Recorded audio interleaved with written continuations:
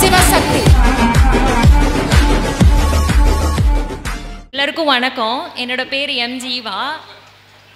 நான் புதுக்கோட்டையிலேருந்து வரேன். என்னோட ப்ரிப்ரேஷன் வந்து 2021 நான் காலேஜ் முடித்த கையோடய ஸ்டார்ட் ஆகிடுச்சு. நான் போலீஸ் தான் ஆவேன் அப்படின்லாம் நான் படிக்கலை. எனக்கு ஏதோ ஒரு கவர்மெண்ட் வேலை வேணும் அப்படின்றதுக்காக தான் படித்தேன். டிஎன்பிஎஸ்சி குரூப் 4 குரூப் 2 இதெல்லாம் அட்டன் பண்ணேன்.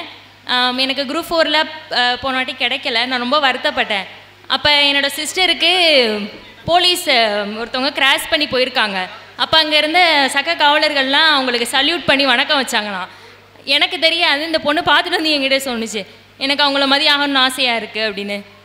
எனக்கு அப்போ எனக்கு பயம், நம்ம வயசுக்கு அதெல்லாம் தரமாட்டாங்க, எஸ்ஐனா எவ்வளோ பெரிய ஆள், நம்மளை நம்பிலாம் அதை தருவாங்களா அப்படின்னு நான் நினச்சி அப்படி தான் சொன்னேன். இவைய கூட ப்ரிப்ரேஷன் நான் முழுசாக விருப்பப்படாமல் அப்படி ஸ்டார்ட் பண்ணது தான் என்னோடய ஜேர்னி. அப்போ விருப்பப்படாமல் எனக்கு கிடச்சிருக்கு. நீங்கள் ரொம்ப எஃபோர்ட் போடணும் அப்படின்னு நான் சொல்லலை. ஒரு நம்பிக்கை எனக்கு ஃபஸ்ட்டு அப்படி தான் ஸ்டார்ட் ஆச்சு. ரிட்டன் கிளியர் ஆகிடுச்சு.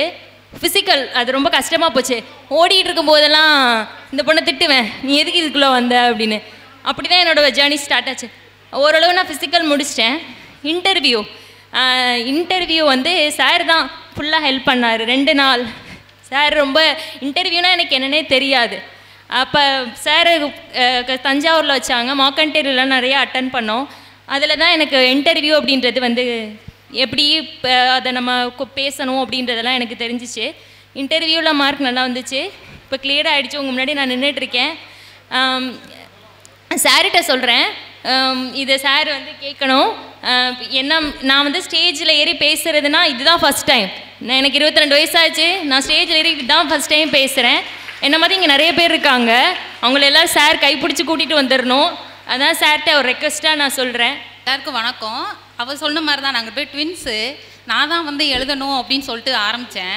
அவள் திட்டிகிட்டே இருப்பாள் ஓடையில், உன்னால தான் நான் வந்தேன், நான் இல்லைனா வந்திருக்கவே மாட்டேன். கடைசி வரை இன்டர்வியூ போகிற வரையும் இப்போ அதுக்கு தேங்க்ஸ் சொல்லலை, ஆனால் வந்த வரையும் சொல்லிகிட்டே இருந்தேன், உன்னால தான் நான் வந்தேன் அப்படின்னு.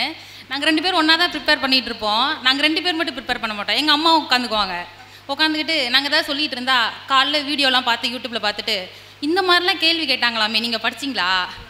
அவங்க தான் ஃபஸ்ட்டு ஸ்டார்ட் பண்ணாங்க. ஃபஸ்ட்டு எங்கள் அம்மாவுக்கு தான் சொல்லணும், அனுப்ப மாட்டாங்க போலீஸ் வேலை அப்படின்னா. ஆனால் எங்கள் அம்மா தான் நீ போன்னு என்னையை பிடிச்சி தள்ளி விடாங்க.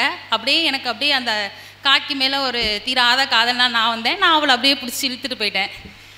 நாங்கள் 2 பேருமே ஏதாவது ஒரு இடத்துல டவுன் ஆனால் அவள் தான் நம்ம போவோம், நம்ம நல்லா போயிடலாம் அப்படின்னு. அதே மாதிரி அவள் என்ன நான் ஏதாவதுன்னா நம்ம போயிடுவோம் அப்படின்னு. ஸோ 2 பேரும் ஒரே டயத்தில் இருந்தது எங்களுக்கு சீக்கிரம் கிடச்சிச்சு. அப்புறம் நான் மெயினாக இன்னொரு ஆளுக்கு நன்றி சொல்லணும்னா அண்ணன். ஸோ 2 அண்ணன், ஒன்று எங்கள் அண்ணன்.